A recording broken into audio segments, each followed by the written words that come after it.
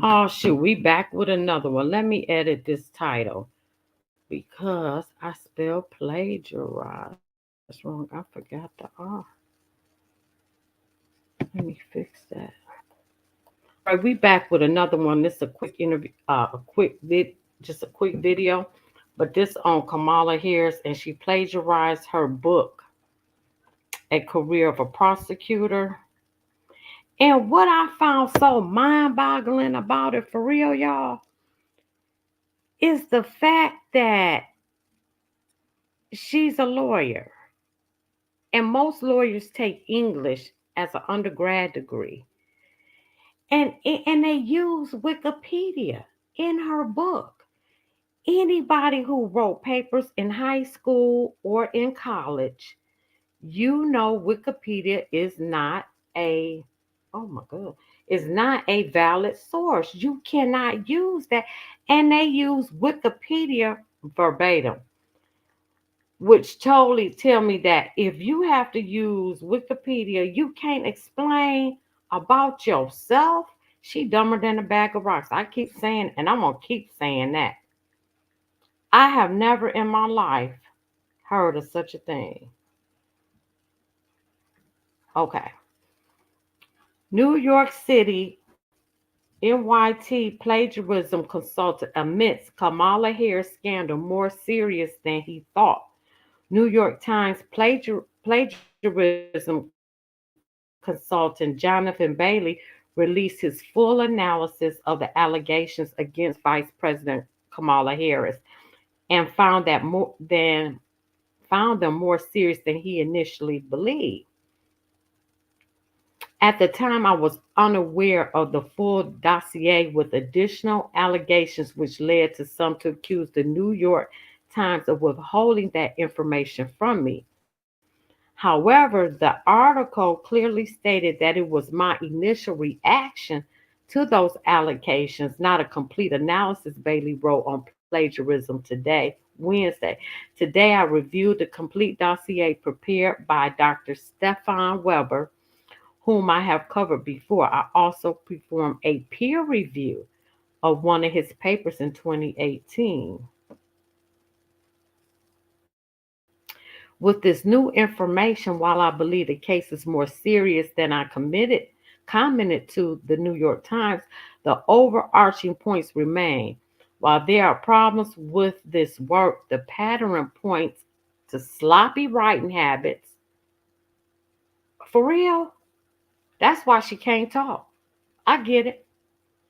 Not a malicious intent to defraud. I don't know about that. That go to character. I ain't gonna speak on that.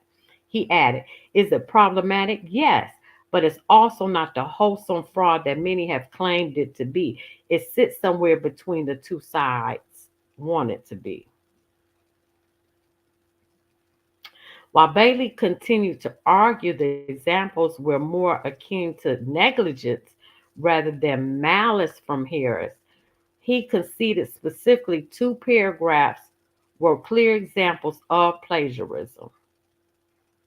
While Bailey continued to argue the examples were more akin to sloppy work or negligence rather than malice from Harris, he conceded that specifically two paragraphs copied directly from Wikipedia, I ain't never heard of such a thing, were clear examples of plagiarism. You copied the words directly.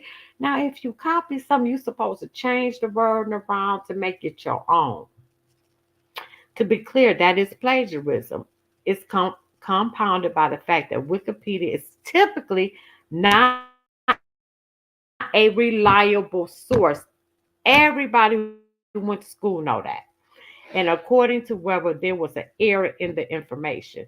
He concluded, ultimately, I recognize that this view will make absolutely no one happy.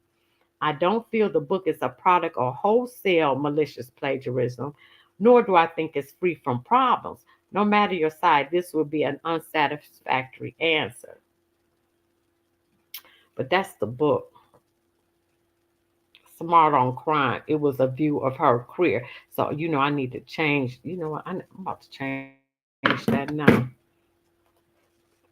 because it was a prosecutor plan. You know what? Let me put this. That's what I'm gonna do. Yeah,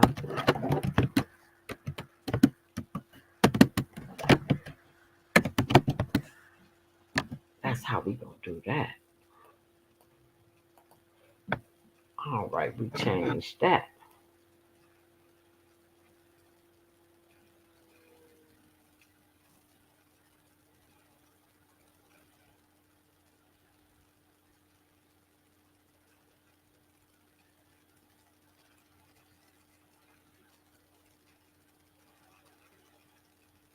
Now he also said on X, he accused conservative activist Chris Rufo, who reported the story, of taking minor infractions and trying to make it a big deal out of it.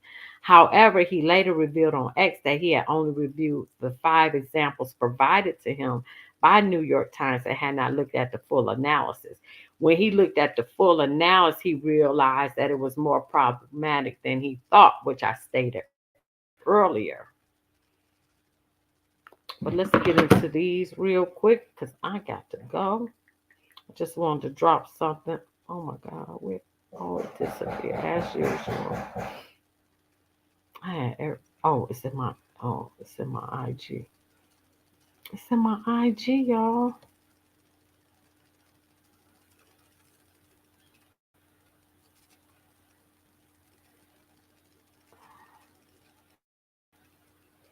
And as usual, it ain't never where I needed it to be.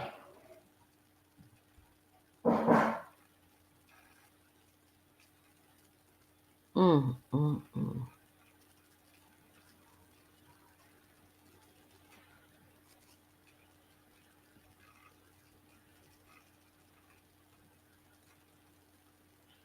Oh, here we go. Here we go. Here we go.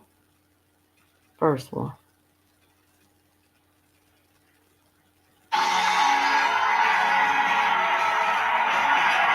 And I'm gonna skip to. Especially if it's a late night talk show host pretending to be a reporter.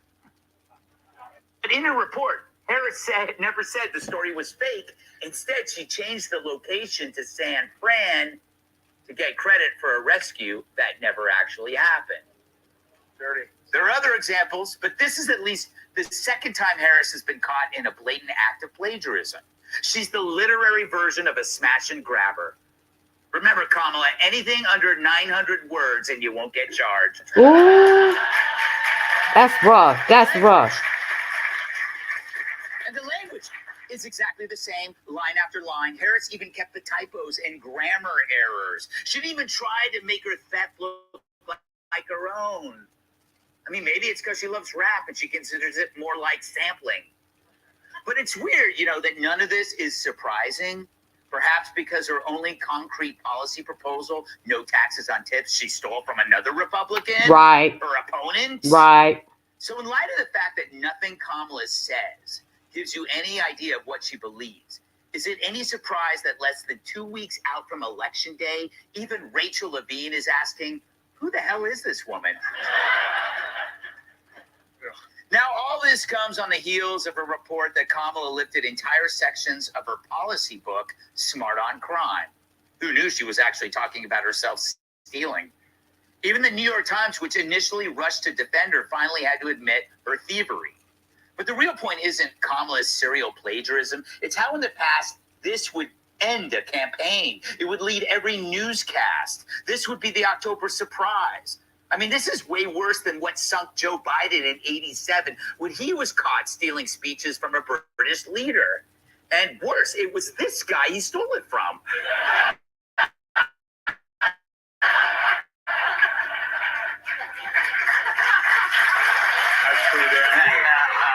Okay, that's one. So let's go here.